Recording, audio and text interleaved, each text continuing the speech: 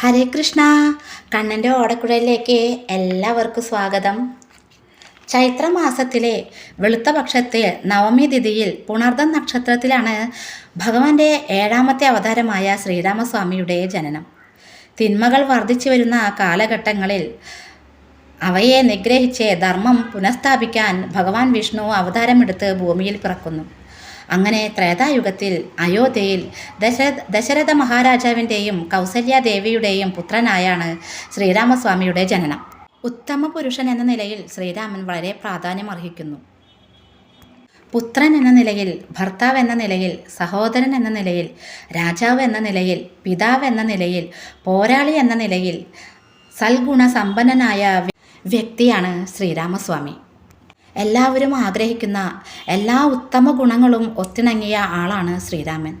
ഏകപത്നി വ്രതൻ, എല്ലാ ധാർമ്മിക മൂല്യങ്ങളും എത്ര കഷ്ടപ്പെട്ടും നിറവേറ്റുന്ന ആദർശ പുരുഷൻ. അതുകൊണ്ട് തന്നെ പുരുഷോത്തമൻ എന്നും അദ്ദേഹം അറിയപ്പെടുന്നു.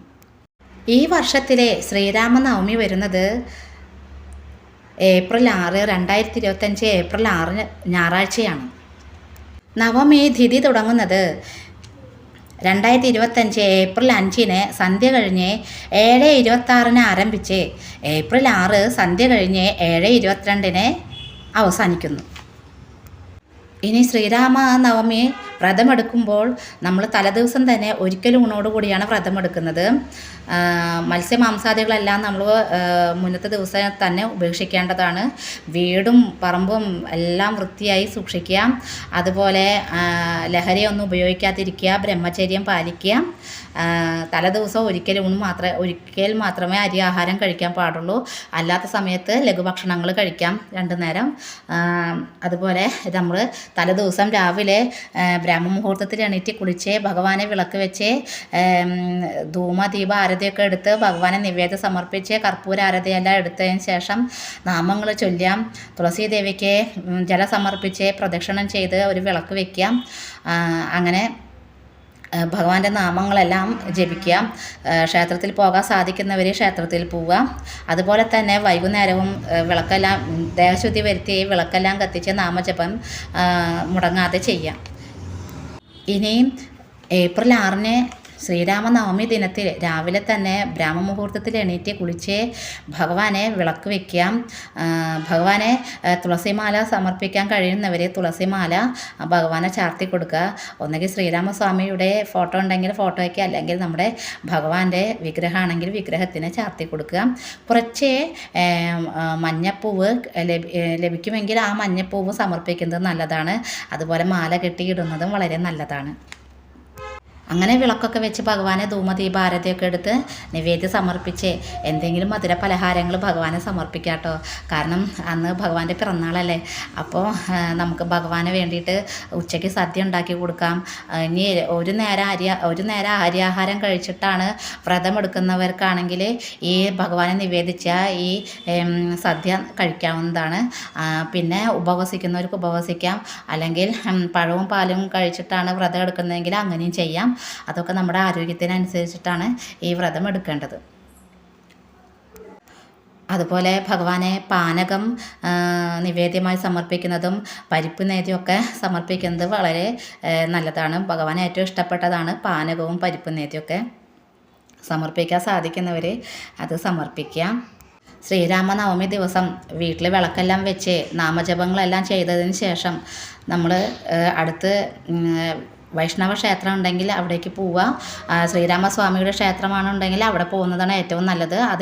ഇല്ലെങ്കിൽ വൈഷ്ണവ ക്ഷേത്രം ഏതായാലും കുഴപ്പമില്ല. അവിടെ പോയി ഭഗവാനെ പ്രാർത്ഥിക്കുക. തുളസിമാല ഭഗവാനെ കൊടുക്കുന്നത് വളരെ നല്ലതാണ്. അതുപോലെ വീട്ടിൽ എത്ര അംഗങ്ങളുണ്ടോ അവർക്കെല്ലാം ഒരു നെയ്വിളക്ക് സമർപ്പിക്കുന്നത് നല്ലതാണ്. വ്രതമെടുക്കുന്ന ദിവസത്തിലെ പ്രദക്ഷിണത്തിന് വളരെ പ്രാധാന്യമാണ്. വീട്ടിൽ നമ്മൾ തുളസി ദേവിയെ 3 പ്രാവശ്യം പ്രദക്ഷിണം ചെയ്യുക. അത് കഴിഞ്ഞ് നമ്മൾ ക്ഷേത്രത്തിൽ പോകുമ്പോൾ അരയാലിനെ പ്രദക്ഷിണം ചെയ്യുക. 7 പ്രാവശ്യമോ 12 പ്രാവശ്യമോ 21 പ്രാവശ്യമൊക്കെ പ്രദക്ഷിണം ചെയ്യാവുന്നതാണ്. അത് കഴിഞ്ഞ് വൈഷ്ണവ ക്ഷേത്രമാണെങ്കിൽ നമ്മൾ 4 പ്രാവശ്യമാണ് ഭഗവാനെ പ്രദക്ഷിണം ചെയ്യേണ്ടത്. നമ്മൾ അന്നത്തെ ദിവസം രാമനാമം ജപിച്ച് വൈഷ്ണവ ക്ഷേത്രത്തിൽ പോയി നമ്മൾ പ്രദക്ഷിണം ചെയ്യുമ്പോൾ, ആലിനെ പ്രദക്ഷിണം ചെയ്യുമ്പോൾ ഒക്കെ നമ്മളുടെ പൂർവ്വജന്മ പാപങ്ങൾ ഇല്ലാതാവുകയാണ് ചെയ്യുന്നത്. പിന്നെ അന്നത്തെ ദിവസം ജപിക്കേണ്ട നാമങ്ങൾ എന്ന് പറയുന്നത് ശ്രീരാമ ഭുജംഗം ജപിക്കുക, ശ്രീരാമ ഗായത്രി ജപിക്കുന്നത് നല്ലതാണ്. അതുപോലെ രാമായണത്തിലെ ശ്രീരാമസ്വാമിയുടെ ജനനം ഈ ശ്രീരാമനവമി ദിവസം വായിക്കുന്നത് വളരെ നല്ലതാണ്. കൂടാതെ എന്ത് ജോലി ചെയ്യായാലും രാമനാമം നമ്മളുടെ നാവിൽ എപ്പോഴും ഉണ്ടായിരിക്കുക. ഈ രാമനാമം ജപിക്കുന്നത് വളരെ വളരെ നല്ലതാണ്. അതുപോലെ ഹരേ കൃഷ്ണ മഹാമന്ത്രം ജപിക്കുന്നതും നല്ലതാണ്. അപ്പോൾ എപ്പോഴും ഭഗവാൻ ഈ വ്രതമെടുത്ത് എപ്പോഴും ഭഗവാനോട് ഏത് ജോലിയിൽ പോകേണ്ടവർക്ക് ജോലി അന്നിപ്പോൾ ഞായറാഴ്ച ആയതുകൊണ്ട് ജോലിയൊന്നും ഉണ്ടാവില്ല. ഇനി വീട്ടിലെ വർക്ക് ചെയ്യുന്നവരായാലും എപ്പോഴും നാവിൽ ഭഗവാന്റെ രാമനാമം ജപിക്കാനായിട്ട് ശ്രമിക്കുക. എപ്പോഴും അങ്ങനെ ജപിച്ച് ഭഗവാന്റെ പാദത്തിൽ ചേർന്നിരിക്കാനായിട്ട് ശ്രമിക്കുക. വ്രതം എന്ന് പറയുമ്പോൾ നമ്മൾ ഭക്ഷണം കഴിക്കുന്നതോ വേറെ വഴിപാടുകൾ ചെയ്യുന്നത് അതിലൊന്നല്ല കാര്യം. എപ്പോഴും നമ്മൾ ആ ഭഗവാന്റെ നാമം ചൊല്ലി ആ ഭഗവാനെ ഓർത്ത് ഭഗവാന്റെ അലങ്കാരങ്ങൾ ആലോചിച്ച് ഭഗവാന്റെ പാദത്തിലായിരിക്കാൻ എപ്പോഴും ഭഗവാന്റെ പാദത്തോട് ചേർന്നിരിക്കാനായിട്ട് നമ്മൾ ശ്രമിക്കുക. അങ്ങനെ എടുക്കുന്ന വ്രതത്തിനാണ് പൂർണ്ണ ഫലം ലഭിക്കുകയുള്ളൂ. രാമനാമത്തിന് വളരെ എഫക്റ്റുള്ളതാണ്. കാരണം ഒരു ശുദ്ധാശുദ്ധികളില്ലാതെ നമുക്ക് ജപിക്കാൻ കഴിയുന്ന ഒരു നാമമാണ്. നാമരൂപത്തിൽ നമുക്ക് ജപിക്കാൻ പറ്റുന്നതാണ് രാമനാമം.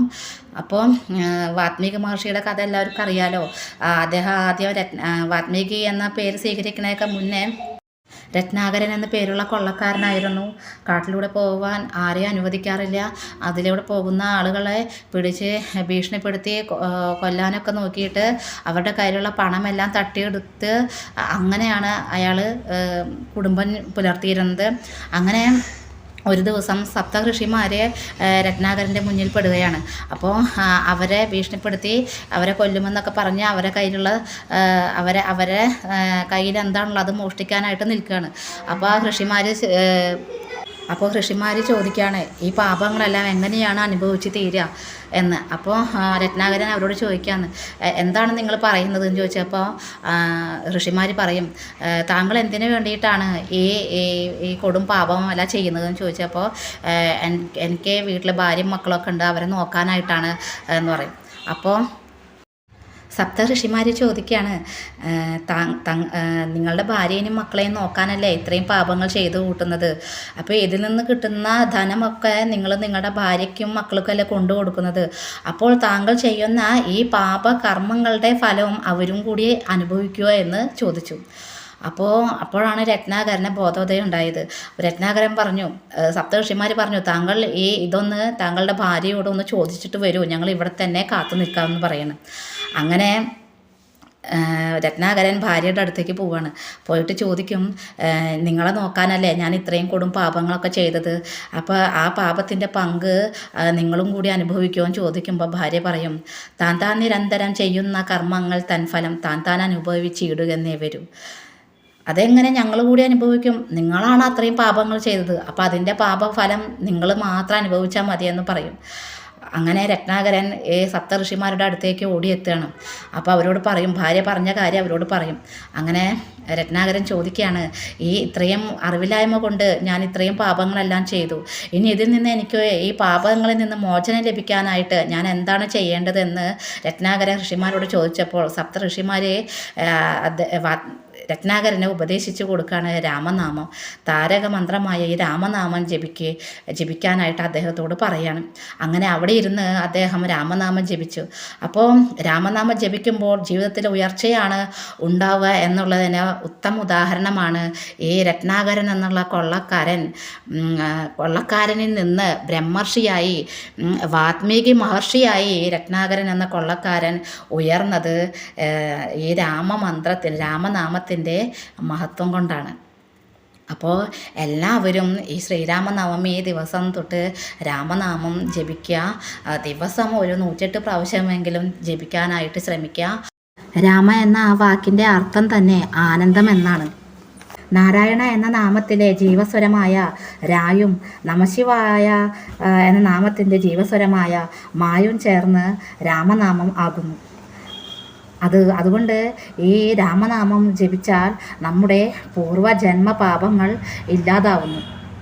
അതുകൊണ്ട് എല്ലാവരും രാമനാമം ജപിച്ച് ഈ വ്രതം പൂർണ്ണമാക്കാൻ ശ്രമിക്കുക.